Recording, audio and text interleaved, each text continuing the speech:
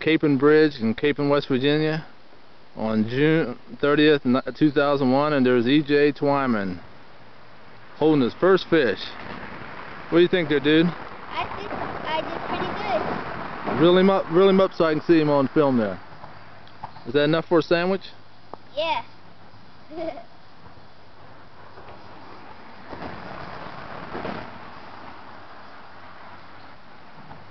That better, Dad?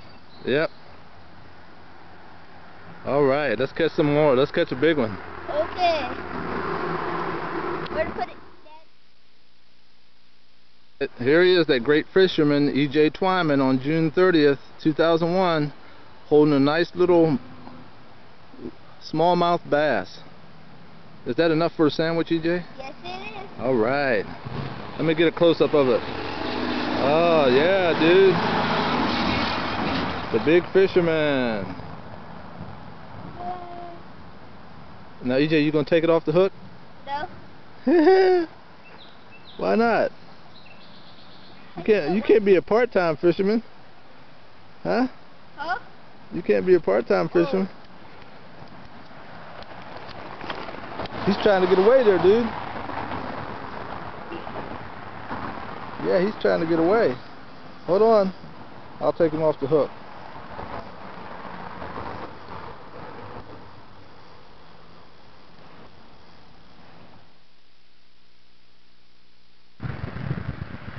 This part, Dad.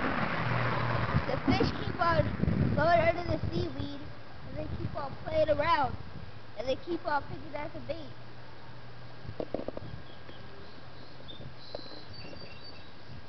How do you get this thing off? Just take it off. How?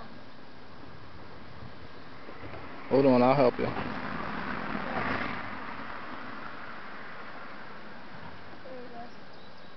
we go. Got it off? Almost. Make sure your line doesn't get tangled up.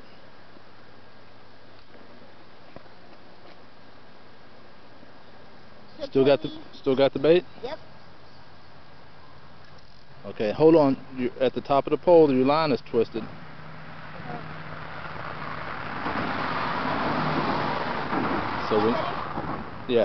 So when you go to cast, make sure it's not twisted around her, because it's not going to go anywhere.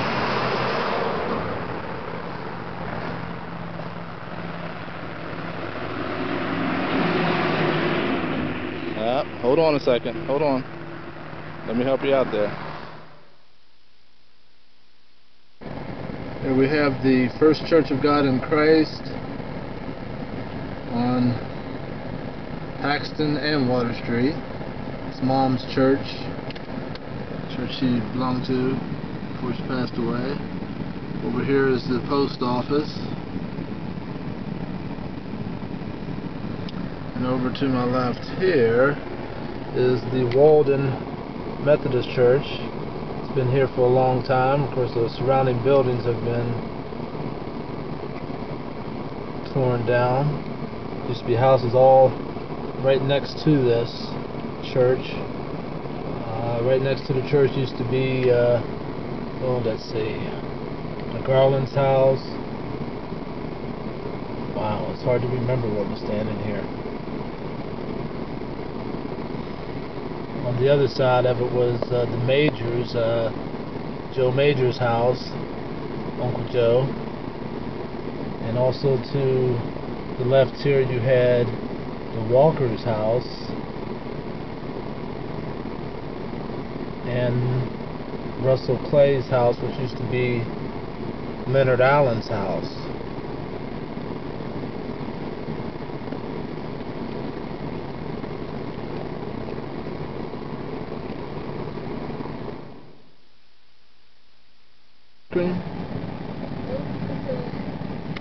For both.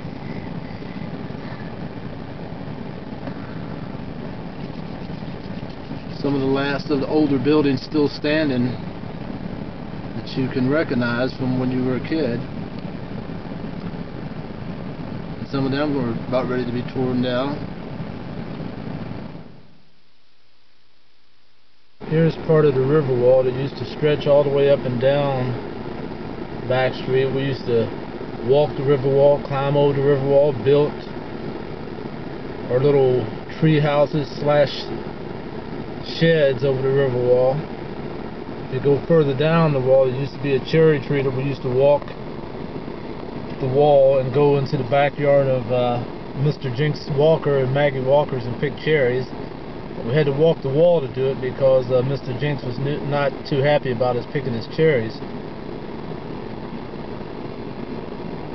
And then when Mr. Jinx had passed away, it was always rumored that the house was haunted, so we were kind of afraid to go in the backyard and get the cherries anyway. And even if we went back there, we were afraid to go back there by ourselves. That's Buddy.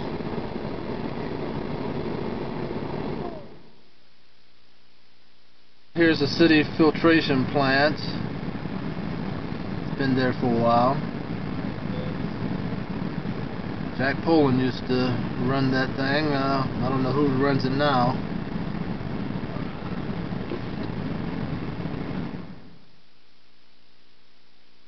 The back of L&M Plumbing and Heating. Right next to that used to be the Majestic Theater, which is no longer there.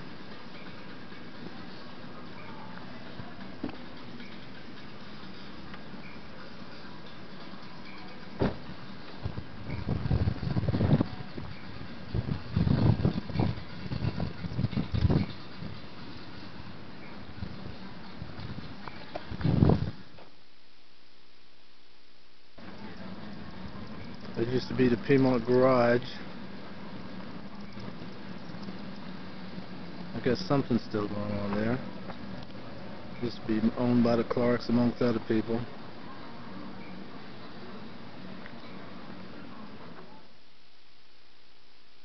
Not this used to be Paxton Street. Houses used to be up and down both sides of this street. The Greens on this side, Clarence Twyman on this side, all the way down to the railroad tracks. And on this side of the house you had Mr. Charlie Carroll, Miss Lillian Allen, Otis Taylor, Bertha Twyman, the Clays. Our house was right there at 27 Paxton Street. Next to it you had the Paxtons. The Paxton's house stood right on this area right here. Family that the street was named after, and as you went back you had Water Street. And right here on this corner was one of the nicest houses on the block. It would belong to Mrs. C. She always kept her house really immaculate. In the backyard she had her flowers, and we used to get in trouble with her because we'd hit the ball when we were playing baseball over the fence, and most of the time she would not give the ball back. She would always give it back to me because I never sassed her and I've always respected her, and she thought I was a good kid, so she did give the baseballs and everything back to me. Right next to this, Mrs. C's house, was the Wilts. I remember Mr. Wilt. I used to deliver papers to him. Tall guy, probably I guess about 6'5". And right next to that house was the Bells, Dotsy Bells. And I forget Dotsy's mother's name, but I used to deliver papers to them. Also used to help him wash and polish his car, which was an old DeSoto. We used to keep in the backyard in the garage. It was in mint condition.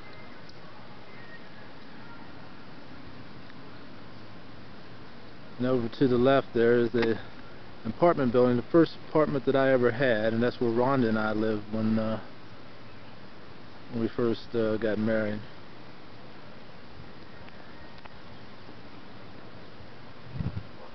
And on up the street you had the Taylors and the Gannons and the Ours, and this is the upper end of what used to be Paxton Street.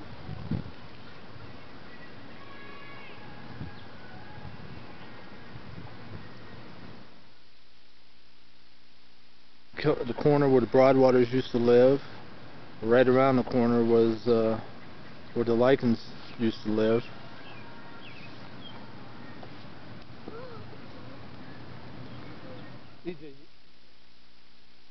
Right where this truck is standing is where Mrs. Likens and Mr. and Mrs. Likens used to live. We used to come around the corner.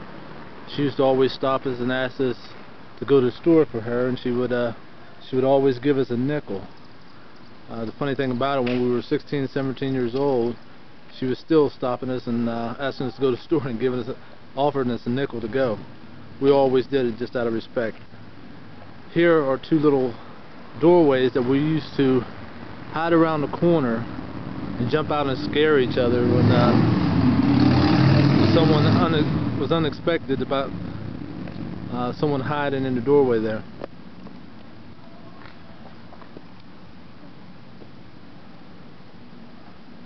EJ. I have EJ give an example of how we used to hide in here and jump out and scare people.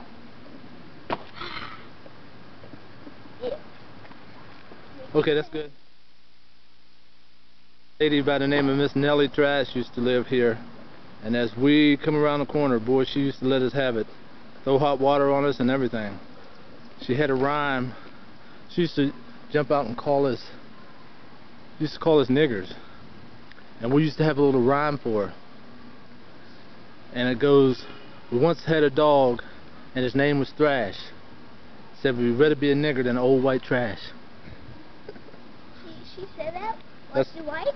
That's what we said to her because she called us niggers. Here you have